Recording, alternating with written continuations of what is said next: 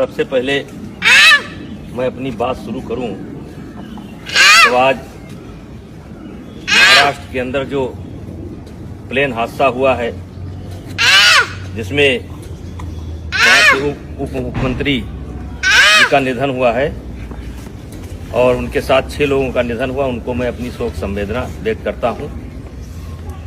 आज कई दिनों से यूजीसी पर एक विवाद हो रहा है और यूजीसी का विवाद यहां से शुरू होता है कि सरकार पढ़ने वाले बच्चों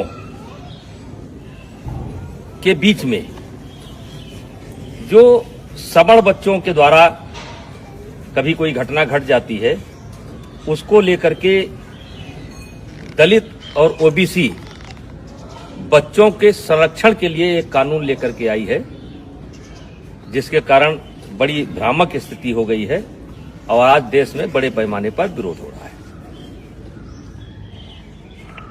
ये मेरे सामने कुछ बच्चे हैं, इसमें हमारे भी बच्चे हैं और दलित समाज और पिछड़े समाज, लगभग हर समाज के बच्चे हैं।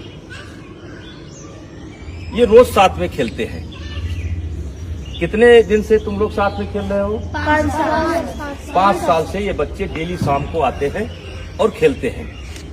फिर इनको कोई नाश्ता पानी? हाँ, जैसे लड्डू, मिठाई, चाय, आम, मटर, सीजनल। यानी जो घर पर रहता है वो ये लोग साथ में बैठ करके ये नाश्ता करते हैं।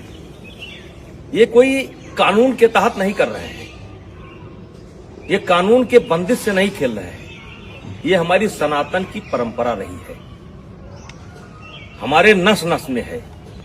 पंडित दीनदयाल जी ने कहा था कि जो नीचे हैं उनको ऊपर लाना है और यही हमारी सनातन परंपरा है, यही हमारी सवर्ण परंपरा है कि जो नीचे हैं उनके साथ भेदभाव ना करना, ऊपर लेकर के आना। इसका मिसाल ये किसी कानून के तहत नहीं हो रहा है। और आज मैं सरकार से कहना चाह रहा हूं कि समाज कैसे चलता है, ये ऑफिस में बैठ करके समाज को नहीं चलाया जा सकता है। समाज को चलाना है तो गांव आइए और गांव में देखिए कि बिना भेदभाव के, बिना किसी जातीय रंग के एक साथ बच्चे खेलते हैं। कोई बच्चा किसी की जात नहीं पूछता है। क्या आप चाहते हैं कि भविष्य में इस घर के अंदर एंट्री दी जाए तो ओबीसी को न दी जाए? क्या आप चाहते हैं इस घर में एंट्री दी जाए तो दलित को न दी जाए? क्या आप चाहते हैं ऐसा आप माहौल खड़ा कर रहे हैं? तो आपसे हाथ जोड़ करके विनती है, इस मामले को वापस लीजिए। और मैं अपील करना चाहता हूं, सवर्ण समाज से अपील करना चाहता हूं कि इसमें संपर्क करिए ओबीसी के लोगों से। ओबीसी समाज के जो समझदार लोग हैं उनसे संपर्क करने की जरूरत है। जो दलित समाज के समझदार बच्चे हैं उनसे संपर्क करने की जरूरत है और उनसे इसका विरोध कराना है, क्योंकि गांव में हम एक साथ रहते हैं। गांव में कोई शादी होता है, ब्याह होता है, हर आदमी का कोई ना कोई हक है, कोई ना कोई नेग है, हर तरीके से भागीदारी होती है।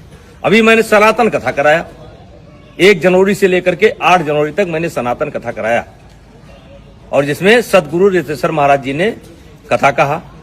मैंने 52 जाति समाज के जो धर्म गुरु थे उनसे उद्घाटन कराया, उनसे एक एक वृक्ष लिया और मैं सनातन वाटिका बनाने जा रहा हूं। आपने तो कानून बना करके हमारे उस मिशन को स्वाहा कर दिया। आकर के आइए हम आपको दिखाते हैं कि कौन सा समाज ऐसा है जिसने उस कथा में भागीदारी नहीं की है और सहयोग नहीं किया है। तो ये कोई नई परंपरा नहीं है, ये हमारी सनातन परंपरा है, ये हमारी परंपरा रही है। इसमें कानून की कोई जरूरत नहीं है। हाँ, कोई बच्चा गलती करता है जो क्षमा करने योग्य नहीं है तो उसको आप सजा दीजिए। यदा कदा घटनाएं घट जाती हैं, सजा दीजिए, उसमें कोई विरोध नहीं है। लेकिन ये जो कानून है ये समाज में टकराव पैदा करेगा और इसीलिए आज कई दिन से मेरे ऊपर दबाव पड़ रहा था, बोलो बोलो बोलो। हमने कहा हम गांव में जाकर के बोलेंगे। ये बच्चों को मैंने जानबूझ करके इकट्ठा नहीं किया है, इसमें हर जात समाज के बच्चे हैं और एक रोज की बात नहीं, रोज खेलते हैं। और ऐसा केवल यही नहीं है, हर गांव में है। हर गांव में कोई क्रिकेट खेल रहा है, कोई कबड्डी खेल रहा है, कोई खो खो खेल रहा है, एक साथ पढ़ते हैं। वैसे भी इसके पहले आपने कानून बनाए, दलितों के ऊपर अत्याचार ना हो इसके लिए कानून बनाए। क्या दलितों के ऊपर अत्याचार रुक गया? महिलाओं के साथ अत्याचार ना हो उसके लिए कानून बनाए आप, क्या वो रुक गया? दहेज के नाम पर कानून बनाए आप, क्या वो रुक गया? रुका नहीं, दुरुपयोग ज्यादा होता है। जहां ऐसे कानूनों की समीक्षा की बात होनी चाहिए, अब पता नहीं किस मंशा से अधिकारी बैठ करके ऑफिसों में निर्णय ले लेते हैं। अब वो चाहते हैं कि ये बच्चे अगर दोस्ती करें तो जात देख करके करें, वर्ग देख करके करें। तो मैं इस कानून के पूर्णतः विरोध में हूं। अगर जरूरत पड़ेगी तो आंदोलन होगा, लेकिन आंदोलन में केवल क्षत्रिय नहीं होंगे, सनातन धर्म के मानने वाले सब होंगे, दलित भी होंगे, पिछड़े भी होंगे। ऐसे कानून की जरूरत नहीं है जो कानून हमको बांटता हो। ऐसे कानून की जरूरत नहीं है। तो कृपया हाथ जोड़ करके विनती है, मैं बहुत छोटा आदमी हूं, मैं जानता हूं कि इसका असर पता नहीं आप पर पड़े कि ना पड़े, लेकिन ये गांव ऐसे नहीं चलता है।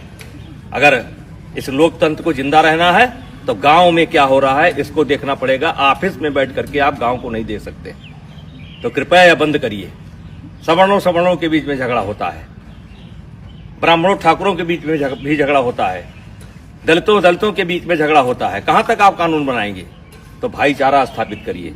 और ये जो कानून है ये समाज को फाड़ फाड़ कर देगा, और इससे आने वाले समय में देश का बहुत नुकसान होगा, राष्ट्र का बहुत नुकसान होगा, समाज बढ़ जाएगा। कृपया हाथ जोड़ करके विनती है, ऐसे कानून न लाएं। कहने को तो बहुत कुछ इच्छा है, बोला जा सकता है, लेकिन बोलने की कोई आवश्यकता नहीं है। इस कानून से ये बच्चे बढ़ जाएंगे, ये जात देख करके दोस्ती करेंगे। कितने साल से आते हो तुम लोग? 5 साल से आते हो। और कुछ नाश्ता पानी मिलता है? हैं? खेलते हो?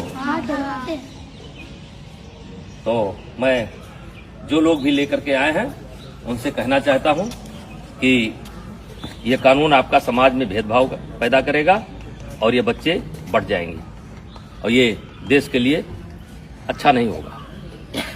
और मैं इस कानून में, वैसे मैं एबीपी का बयान देख रहा था, संतुलन की बात की गई है। इस कानून में संतुलन नहीं है।